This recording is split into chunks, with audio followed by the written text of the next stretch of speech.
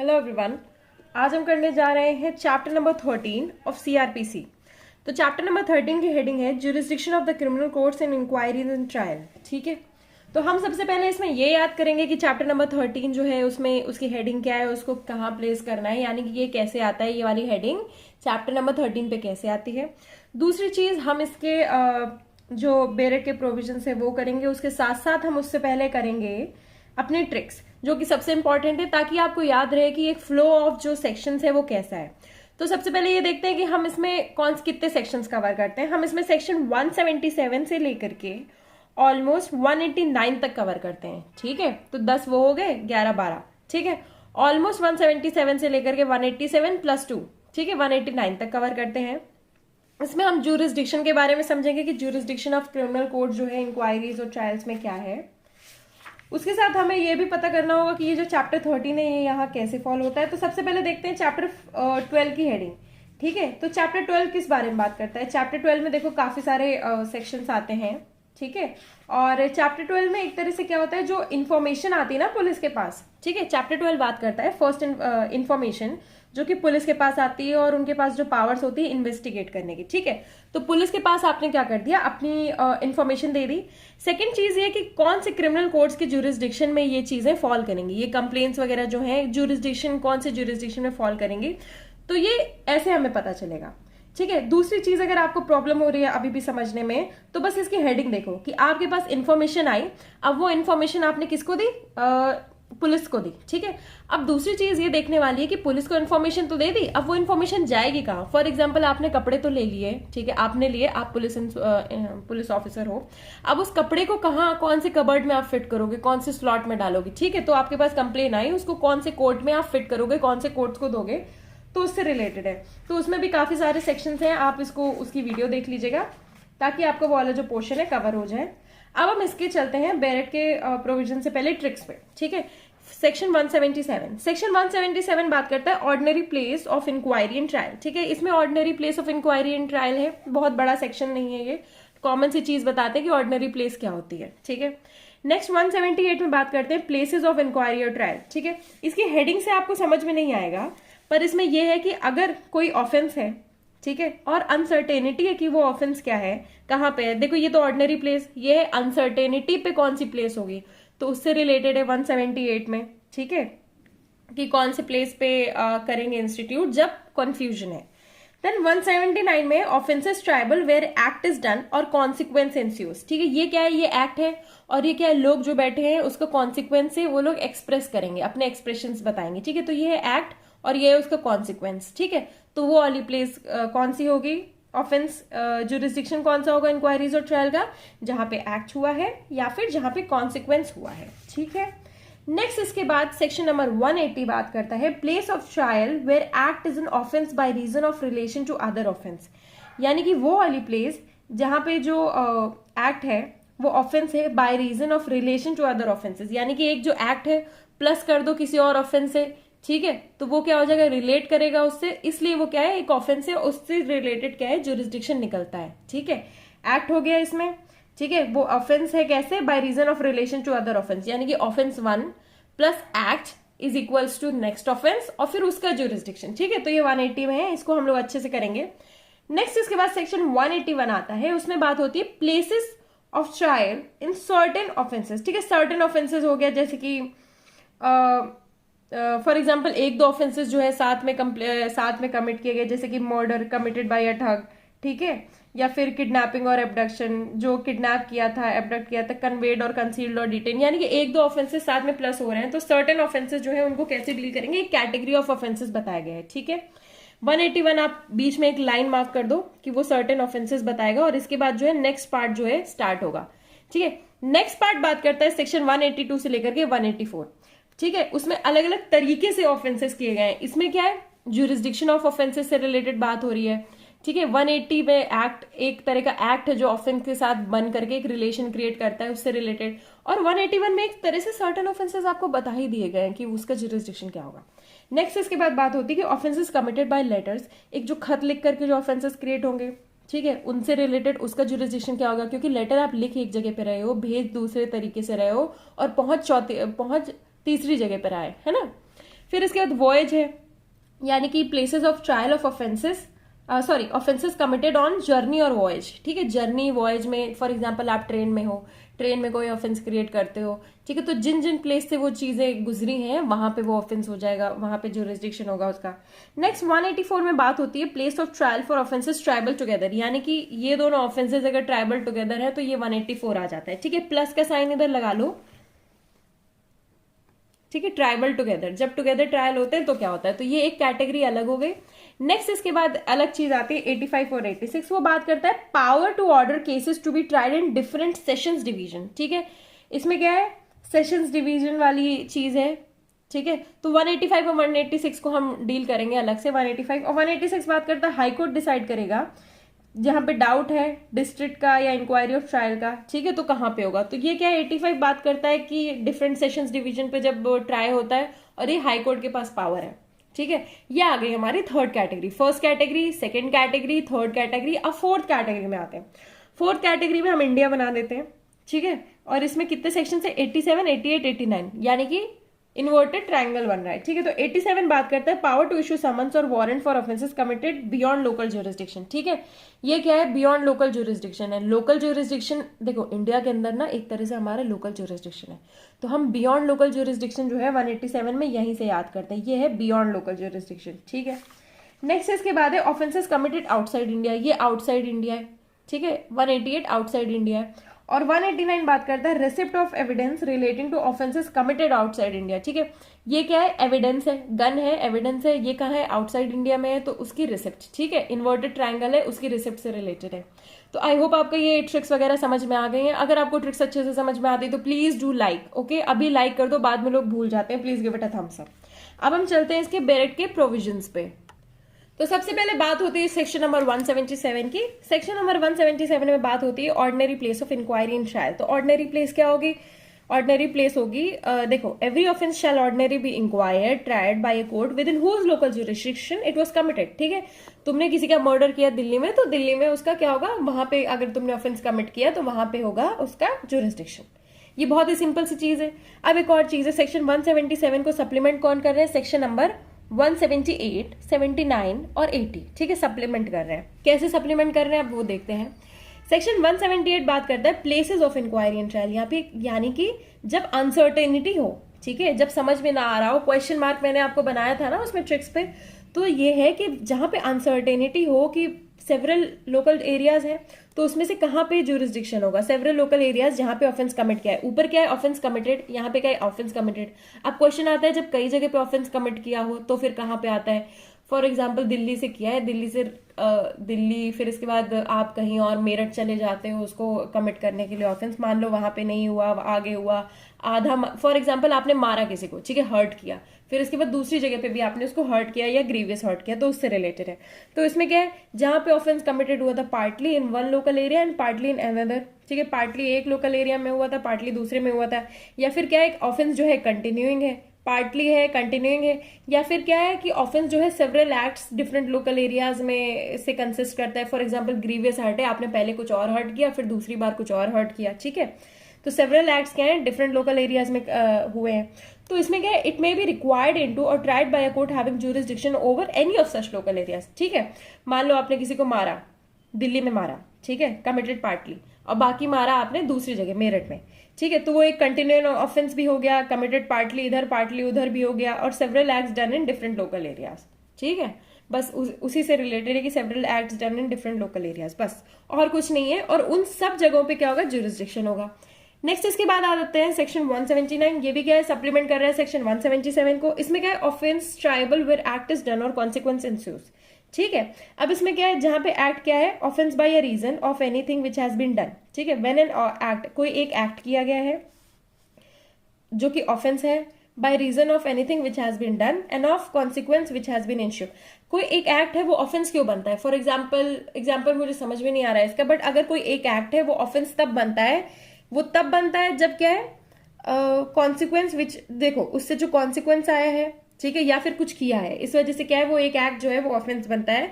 तो offence may be by inquired into or tried by court within whose local jurisdiction such thing has been done or consequence has ensued. ठीक है, तो दोनों जगह जहां पे एक्ट किया गया है, डन है, या जहां पे कॉन्सिक्वेंस आए। फॉर एग्जाम्पल आप क्या कर रहे हो, एक्सटॉर्शन कर रहे हो, ठीक है। एक्सटॉर्शन आप फोन से कर रहे हो, फोन से तो नहीं होता है एक तरह से एक्सटॉर्शन, पर आप मान लो एक बॉर्डर है, ठीक है। उसी बॉर्डर लाइन पे दो लोग खड़े हैं, एक बॉर्डर है, उसी बॉर्डर लाइन पे एक इंसान इधर खड़ा है और एक इंसान इधर खड़ा है, ठीक है। और ये इसको क्या कर रहा है, असॉल्ट कर रहा है, ठीक है। असॉल्ट यानी कि उसको धमका रहा है कि मैं तुम्हें मार दूंगा, ठीक है, विद वर्ड्स और जेस्चर, ठीक है। तो ये जेस्चर, इसने कॉन्सिक्वेंस इधर आया, एक्ट इसने इधर किया, तो जुरिसडिक्शन कहाँ होगा, यहाँ पे और यहाँ पे, दोनों जगह पे। नेक्स्ट इसके बाद सेक्शन है place of trial where act is an offence by reason of relation to other offences, ठीक है। एक्ट जो है ऑफेंस है, कैसे, जब वो रिलेट कर रहा है किसी और ऑफेंस से, ठीक है। तो when an act is an offence by reason of its relation to any other act which is also an offence, ठीक है। दूसरा जो एक्ट है वो भी ऑफेंस है, और which would be an offence if the doer were capable of committing an offense, ठीक है। The first mentioned offense may be inquired into or tried by a court within whose local jurisdiction either act was done, ठीक है। तो इसमें क्या है, first offence, first mention offence, पहले जो ऑफेंस मेंशन किया गया है वही क्या होगा, इंक्वायर होगा within whose local jurisdiction either act was done. अब मान लो दिल्ली और मेरठ है, वहां पे एक जगह पे कुछ हुआ है, दूसरी जगह पे दूसरा हुआ है, और फिर दिल्ली में मेंशन कर दिया कि ये चीज दिल्ली में हुई है, ठीक है। तो दिल्ली में वो क्या होगा, उसका लोकल जुरिसडिक्शन हो जाएगा, ठीक है। फर्स्ट मेंशन देखना है उसको, वहीं पे वो हो जाएगा। जनरली क्या होता है बाकी सारे में कि जहां जहां पे हुआ है वहां वहां पे, इसमें क्या है, फर्स्ट मेंशन जहां पे हुआ है, तो वो ऑफेंस जो इंक्वायर होगा, कहां पे इंक्वायर होगा, दोनों जगह पे हो सकता है, ठीक है। दोनों यानी कि दिल्ली और मेरठ, मैंने पहले सॉरी कुछ मिस्टेक कर दिया था, मैंने सिर्फ दिल्ली बोला था, वो दिल्ली और मेरठ दोनों जगह पे होगा, क्योंकि दोनों ए प्लस बी की वजह से क्या है, वो ऑफेंस क्रिएट हुआ है, तो ए और बी जहां पे हुए हैं वो वहां पे होगा। और फर्स्ट मेंशन ऑफेंस, मान लो ए है फर्स्ट मेंशन ऑफेंस, तो उसकी इंक्वायरी होगी, ठीक है। तो इसमें दोनों चीजें बताई गई हैं, किसकी इंक्वायरी होगी, कहां कहां पे होगी। नेक्स्ट इसके बाद क्या है, सेक्शन 181। सेक्शन 181 बात करता है place of trial in case of certain offences, ठीक है। 181 मैंने बताया था ना आपको, सर्टेन ऑफेंसेस में बीच में आप लाइन खींच दो, ठीक है। तो इसमें क्या है, प्लेस ऑफ ट्रायल जहां पे सर्टेन ऑफेंसेस है। तो देखो, when an offence of being ठग और मर्डर कमिटेड बाय अ ठग, ठीक है। अगर ठग और मर्डर है और कमिटेड कैसे हुआ है, ठग से, of dacoity with murder, of belonging to a gang of dacoits or of escaping from custody may be inquired into or tried by a court within whose local jurisdiction the offence was committed or the accused person is found, ठीक है। Accused person को देखो, जहां पे इंसान मिला है या जहां पे ऑफेंस कमिटेड हुआ है, ठीक है। तो जहां पे ऑफेंस कमिट हुआ है तो वो तो नॉर्मल है, बहुत जनरल चीज है, वो हमें पता है। पर इसमें एक चीज और ऐड कर दी गई है, accused person is found. Found मतलब मान लो किडनैपिंग हुई है तो दूसरा इंसान जहां मिला वो, ठीक है। मान लो चोरी हुई है तो चोरी का सामान जहां मिला वो जगह, चोरी जहां हुई वो तो ठीक है, चोरी का सामान जहां मिला वो भी उसके लोकल जुरिसडिक्शन में आ जाता है, ठीक है। तो उस चीज से रिलेटेड है। अब देखो इसमें क्या है, किडनैपिंग है, एबडक्शन है, ठीक है। तो क्या है, पर्सन जहां पे किडनैप हुआ था, एबडक्ट हुआ था, या फिर जहां पे उसको डिटेन किया गया है, ये चीज मैंने आपको समझा दी, किडनैप और एबडक्शन से रिलेटेड।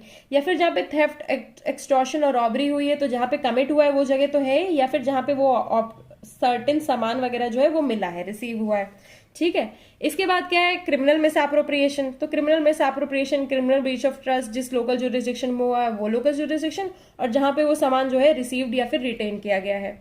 नेक्स्ट इसके बाद आता है 5, इसमें क्या है, any offence which include the possession of stolen property. अगर ये स्टोलन प्रॉपर्टी से रिलेटेड है तो जिस जुरिसडिक्शन में हुआ है, कमिट किया है, या और जहां पे स्टोलन प्रॉपर्टी मिली है।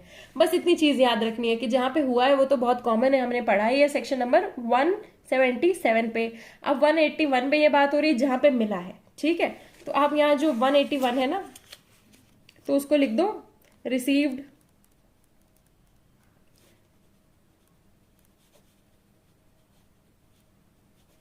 ठीक है। इसमें लिख दो मिला है जहां पे।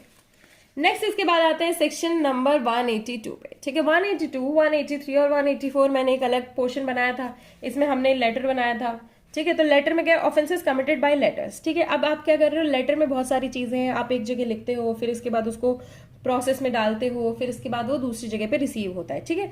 तो इसमें क्या, any offence which includes cheating may if the deception is practice by means of letter, ठीक है। तो इसमें किसके बारे में बात हो रही है, चीटिंग, और जो लेटर से हुई है या फिर टेलीकम्युनिकेशन मैसेजेस से हुई है। तो messages, certain kind of messages, ठीक है।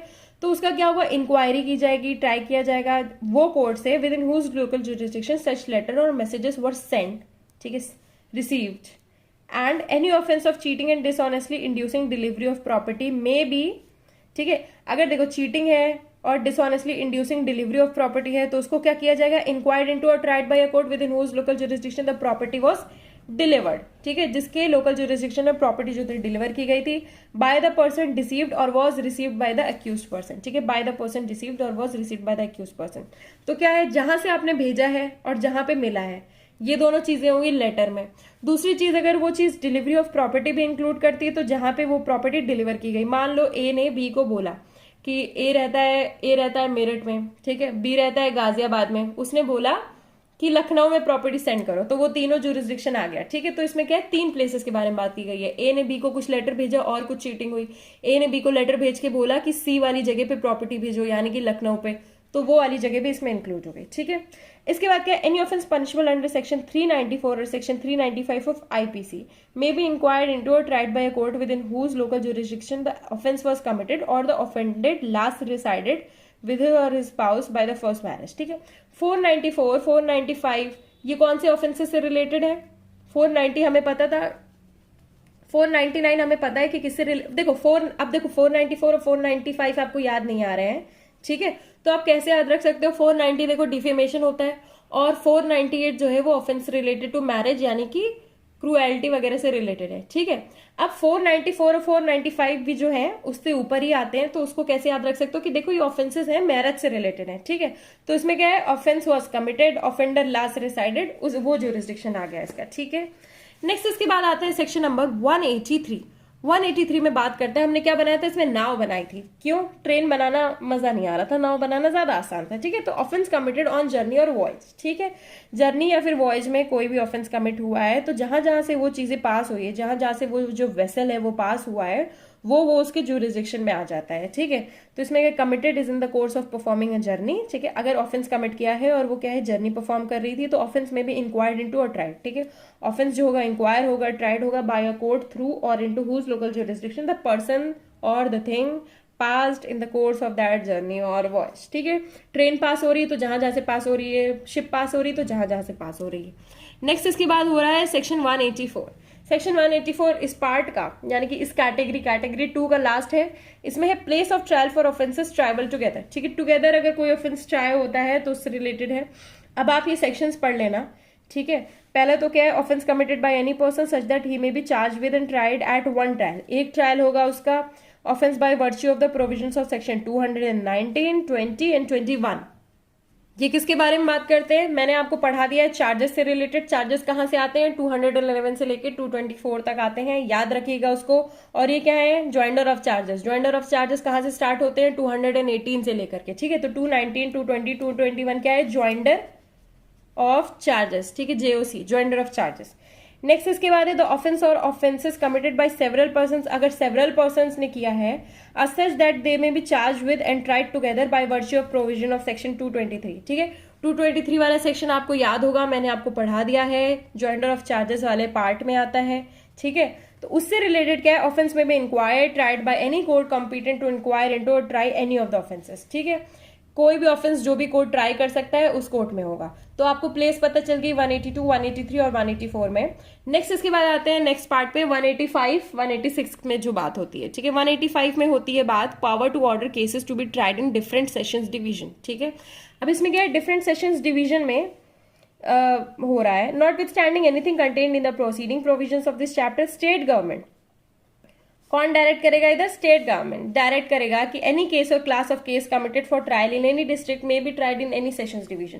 सेशन डिवीजन से रिलेटेड कौन बताएगा? स्टेट गवर्नमेंट बताएगी। ठीक है, provided that such direction is not repugnant to any direction previously issued by the high court. ठीक है, देखो वो डायरेक्शन जो है रिपग्नेंट नहीं होनी चाहिए हाई कोर्ट और सुप्रीम कोर्ट के डायरेक्शन से। तो कौन देगा? State government. किससे रिलेटेड? Session division.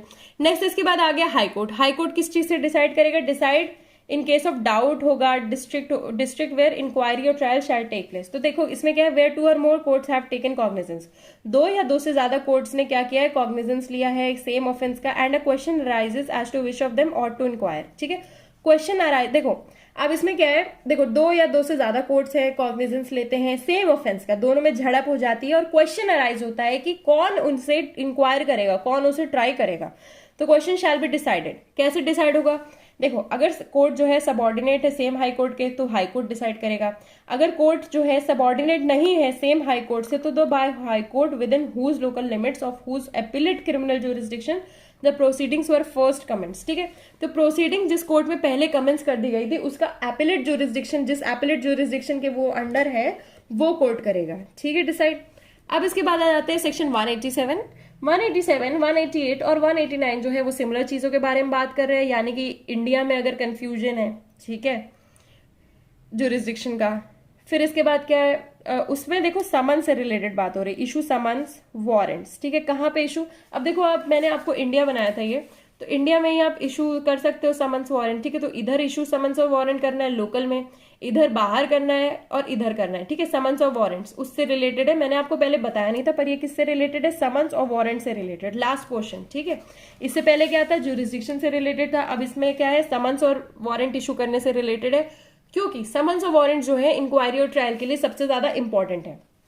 अब देखो क्या है, जहां पे मजिस्ट्रेट ऑफ फर्स्ट क्लास, अब इसमें कौन सा मजिस्ट्रेट आ गया, फर्स्ट क्लास मजिस्ट्रेट। क्या है, उसको रीजन टू बिलीव है कि any person with in his local jurisdiction has committed outside such jurisdiction. ठीक है, मान लो मेरठ है, मेरठ वाले ज्यूरिसडिक्शन में फर्स्ट मजिस्ट्रेट को लगता है कि उसने यार यहाँ पे नहीं किया है, उसने ऑफेंस किया है मान लो लखनऊ में किया है। ठीक है, मेरठ वाले ने जो ऑफेंस किया है वो किया है लखनऊ में। ठीक है, ठीक है, या तो उसने लखनऊ में किया है या फिर दूसरी चीज उसने आउटसाइड इंडिया मान लो पाकिस्तान में किया है। ठीक है, तो an offence which can not under the provisions of section 177 to 185, ठीक है, 177 से 185 के बीच में नहीं कवर होता है, और any other law for the time being in force B inquired into or tried. ठीक है, अब इंक्वायरी होगी, ट्राइड होगी, कब होगी, सबसे इंपॉर्टेंट क्वेश्चन अब स्टार्ट हो रहा है कि विद इन सच ज्यूरिसडिक्शन, ठीक है, but is under some law for the time being in force triable in India.